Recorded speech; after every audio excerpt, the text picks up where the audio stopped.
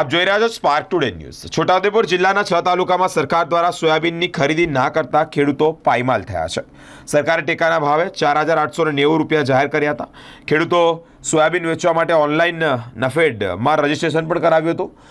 છોટાઉદેપુર જિલ્લામાં સોયાબીનના ભાવ 1 ક્વિન્ટલના 4100 રૂપિયા હાલ મળી રહ્યા છે। સરકાર ખરીદી ના શરૂ કરતા જ ખેડૂતો સસ્તા ભાવે બજારમાં વેચવા મજબૂર થયા છે। સોયાબીનના ભાવ 4100 રૂપિયા છે આજે, અને થોડા દિવસ પહેલાં 4400 રૂપિયા ભાવ હતા। દિવસે ને દિવસે ઘટે છે ભાવ, ખેડૂત ત્રાસમાં છે। હમણાં ભાવ ઘટી રહ્યા છે અને વેપારીને શું નુકસાન થયું? લઈને નુકસાન જ થાય ને દાદા, ભાવમાં ફરક પડી જાય છે, રોજ ઘટાડો થાય છે। ખરીદી કરવા પછી બી ભાવ ઘટી જાય છે। નાફેડ સંસ્થા દ્વારા આ રજીસ્ટ્રેશન કરાવ્યું છે। સરકારશ્રીએ જે 4892 રૂપિયાનો ક્વિન્ટલનો પર ક્વિન્ટલે ટેકાના ભાવે જાહેર કરેલ છે, અને એ ભાવે સરકારશ્રી ખરીદવાની છે। એ હિસાબે અમે આ સોયાબીનનો અમે 20 દિવસથી અહીંયા સૂકવ્યા છે। સોયાબીન આ ઢગલો પડી રહ્યો છે, 500-700 મણ સોયાબીન। તો સરકારશ્રીને મારી વિનંતી છે કે જલ્દીસર અને વેળાસર ટેકાના ભાવે ખરીદી કરે। અત્યારે ખેડૂતો પોતાની જરૂરત હોય એટલે ખાનગી બજારમાં સસ્તા ભાવે સોયાબીન વેચવા મજબૂર થયા છે। અત્યારે માર્કેટમાં જે છે તો 3800-4000 રૂપિયાનો ભાવ આપે છે ખાનગી વેપારીઓ, તો ખેડૂતોને 1 ક્વિન્ટલ 1000 રૂપિયાની ખોટ જાય છે। તો મારે સરકારશ્રીને વિનંતી કે વેળાસર આ સોયાબીનની ખરીદી કરે। લાભ પાંચમની ખરીદી કરવાની એ લોકોએ એ કીધું કે લાભ પાંચમ પછી ખરીદી કરીશું।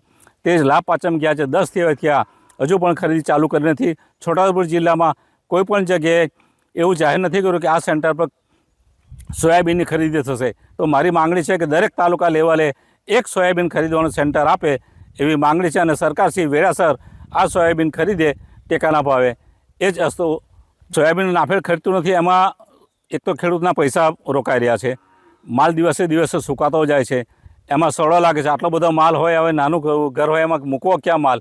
એટલે નુકસાન, આર્થિક નુકસાન ઘણું બધું છે કે ઉંદર ખાય છે। આ શું જરૂરિયાત નાણાંની હવે સોયાબીનનો પાક ત્યાર પછી અમારે મકાઈ વાવેતર કરવું હોય, ચણા વાવેતર કરવું હોય, ઘઉં વાવેતર કરવા હોય, બીજું દિવેલા કરવા હોય કે જુવાર કરવી, હવે એના માટે અમારે ખેડૂતોને ખર્ચો કરવો પડે।